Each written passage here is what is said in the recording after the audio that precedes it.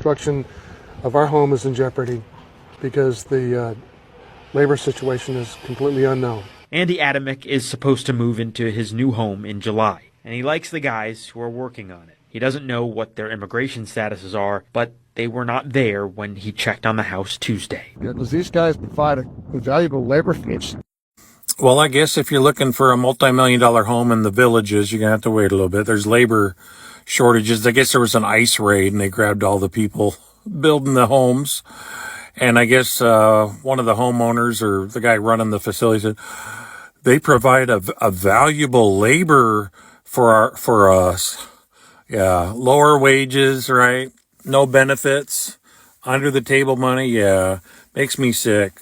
Hire Americans. Americans can do that work. It may cost you more, but yeah, these migrants, they provide valuable labor so I can build my $1 million home on pennies on the dollar. That makes me sick. Welcome back to AI Crystal, your trusted source for deep dive breakdowns on the world's biggest developments. First off, we want to say a huge thank you to our returning subscribers. We see you. We appreciate you. If you're new here, don't forget to like, share, comment, and hit that subscribe button so you never miss a beat.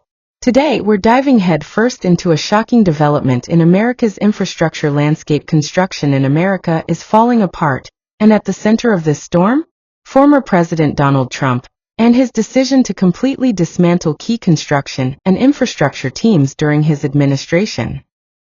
All on my For You page this morning, I'm seeing all these construction sites. Mind you, I work on construction sites. Getting raided by ICE, people getting detained. I don't see no documentation being checked beforehand. Just getting thrown on buses and then getting sent back because they're actually fucking legal here. PSA to everybody who obviously isn't fucking educated. Just because somebody doesn't know English or they have tan skin doesn't mean they're illegal here. They might actually have the same exact fucking rights as you. Puerto Rico is a part of U.S. territory. That means somebody might not know a lick of fucking English, might have never lived here before, know nothing about this place, but they can take a plane and be here, and they're residents. They can vote. They can get a job. Cubans, okay? It's so simple for them to come here and be a resident. They can have family here and then apply. They can come here, turn themselves in, and they're in the process. And the government actually helps them a lot, like gives them Medicaid, gives them food stamps, green cards. They're a thing. That means that you can have a green card and come work in America. That's what these people are doing. They're working on a construction site. ICE will literally go straight past a fish table building to the construction site and go detain people who probably actually have fucking papers here. Let that one sink in. Oh, there's a group of crackheads over there fighting over the last piece of meth. Oh, but there's a construction site of guys who look illegal. Let me go there. That man talking about I didn't vote for this. When ICE came to his construction place and raided it and took all his workers that he claims are good men.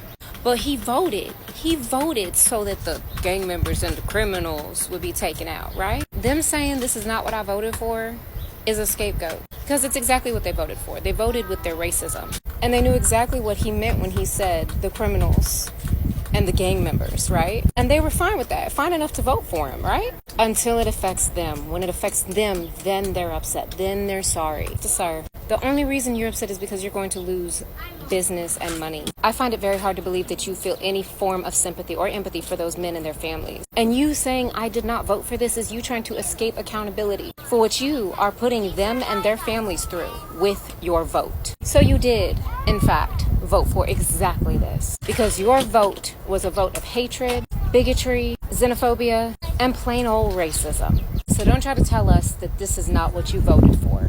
Take accountability and responsibility for a situation that you helped create. Know how much planning it takes to raid a construction site and detain over 100 hardworking men, fathers, sons, husbands, who are all just trying to survive, to contribute to the economy, to provide for their families. Truly, just think about it, how much time, energy, and effort it takes to coordinate this. The amount of planning, surveillance, paperwork to raid a construction site when there's actually real problems in the world, such as trafficking, gun violence, corruption. But you say, I want to go after the criminals, but somehow the only criminals that you're going after are hardworking people Like, make it fucking make sense. Showing up to work sites, showing up to immigration appointments, detaining children. It doesn't fucking make sense. It infuriates me. It makes me sad. I experience so many emotions. This world is truly evil, and my heart just goes out to all the families whose fathers, sons, and husbands did not make it home. Guys, we've got some breaking news today coming to you out of Tallahassee, Florida. A massive ICE raid took place at a construction site near Florida State University. Over 100 people were detained. The official line is that it's an ongoing investigation. But people on the ground were saying that legal citizens were cuffed and detained too. Let me say that again. According to witness reports, legal citizens with documentation were also allegedly detained. The agencies involved claim that they were just executing multiple warrants, but people are reporting that no warrants were ever served. So yet again, another case of no due process, just rounding people up. Now, this wasn't just ICE. Florida Highway Patrol, U.S. Marshals, and Homeland Security investigations. They were also involved. They rolled up pretty deep. But no one is saying why, and as of right now, they're not releasing any names or charges. Witnesses are reporting that they saw people separated by race and accent. People with IDs still being forced onto buses. Buses with covered windows, by the way. If this isn't authoritarian energy, I don't know what is. We're seeing multiple immigration raids that just rely on racial profiling. In broad daylight, near a college campus. This is the Trump administration's America.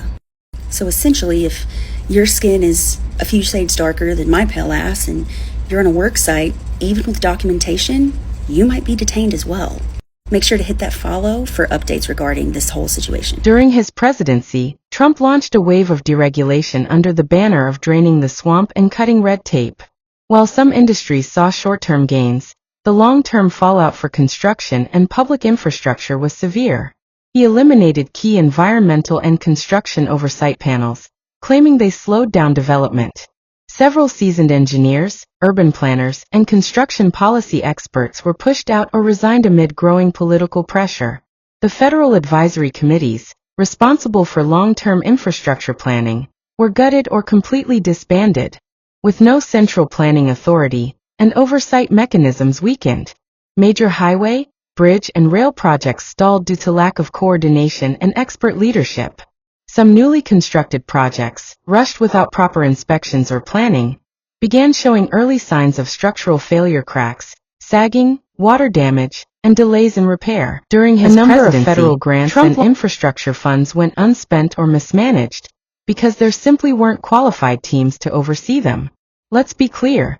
Construction is the backbone of any modern economy. When a country neglects this sector, public safety is endangered. Crumbling roads, aging bridges, failing water systems.